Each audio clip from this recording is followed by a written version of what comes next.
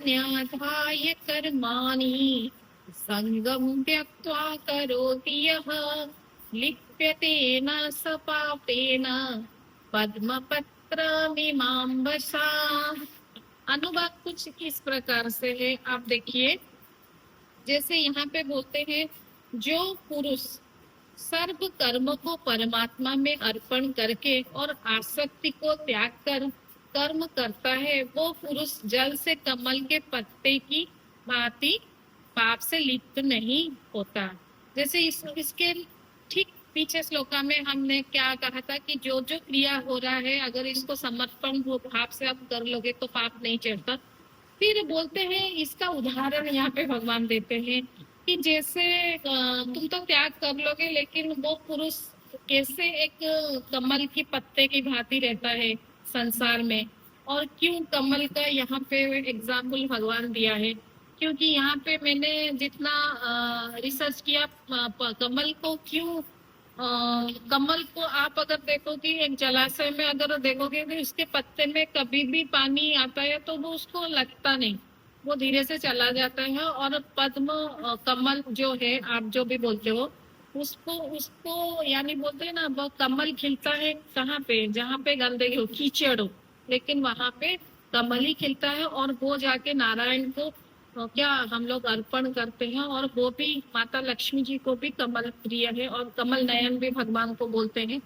तो ये जो संसार है, जैसे आप पता है कि इसलिए भगवान ने शायद इस उदाहरण इसलिए पद्म को या कमल को चुना, क्योंकि उनको पता है कि संसार जो है वो जीवात्मा इस संसार को आता है।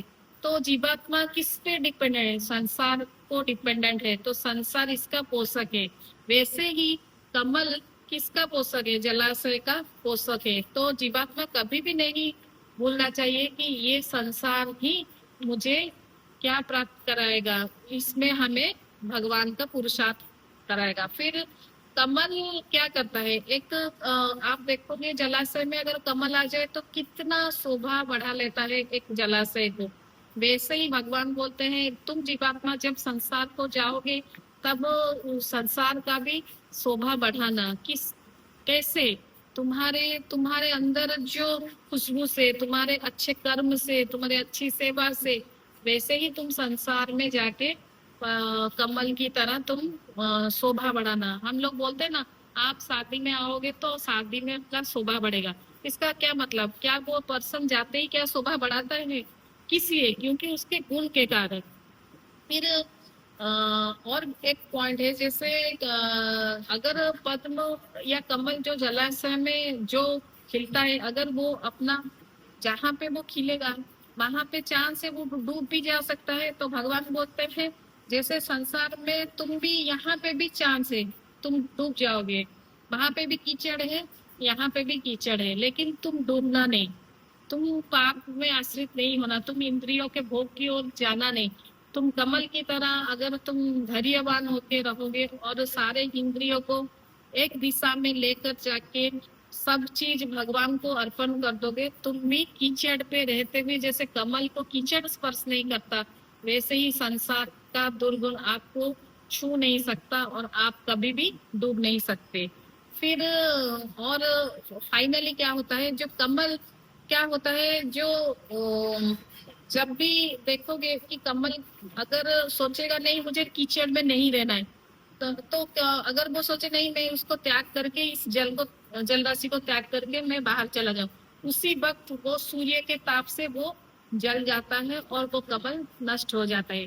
भगवान भी वही बोल रहे हैं, जिस क्षण तुम सोचोगे कि मैं संसार को छोड़ के, यानी मैं घर से निकल के सन्यासी हो जाऊं, अपना गृह का त्याग, अपना धन का त्याग और अपना कर्तव्य का त्याग जिस क्षण तुमने सोचा, तब तुम्हारा भी वही दुर्गति होगा। इससे अच्छा तुम अपना दुर्गुण का त्याग करो, ना कि घर का त्याग करो, वो कुछ आवश्यकता नहीं है। जैसे कमल कीचड़ को और पानी को छोड़ के जाए उसका दुर्गति होता है, वैसे ही तुम अगर संसार को छोड़ के जाओगे तुम्हारा दुर्गति तय है। जहाँ इसमें हम क्या देखते हैं, इसका मोरालिटी क्या है? जहाँ मनुष्य डूब सकता है और वही पानी में भी वो तैर सकता है। हमें इस संसार में डूबना नहीं है, हमें मनुष्य जन्म और जीवात्मा हमको जो मिला है, इसमें हम डूबने के लिए नहीं आए हैं, हम इसको पार कर जाएंगे। इस भवसागर को हमको पार करना है, यही सिखाता है कमल की दृष्टांत से। और कमल की पत्ते से हम यही सीख ले सकते हैं कि हम ऐसा कर्मयोगी बने जैसे भक्ति से हम सन्यास की ओर आहिस्ता आहिस्ता जाए और अपने सारे इंद्रियों को अपने बस में रख के इस मनुष्य रूपी आत्मा को इस भवसागर से मुक्त करवाए। यही है इस श्लोका का मीनिंग। बहुत ब्यूटीफुल मीनिंग है और कमल की पत्ते से तो हमको बहुत कुछ सीखने को मिला, जैसे श्लोका में देख रहे हैं। आगे जाके और क्या भगवान बोलेंगे, क्या क्या सब चीज रहेगा, हम इसका भी डिस्कशन करेंगे। और फाइनली जैसे बोलते हैं ना कि सब चीज काले ना प्राप्त होता है, तो ये सब चीज आप प्रैक्टिस करिए, बहुत सारा प्रैक्टिस करिए, एक दिन आ जाएगा वो स्वतः आपको ये हो जाएगा, प्राप्त हो जाएगा।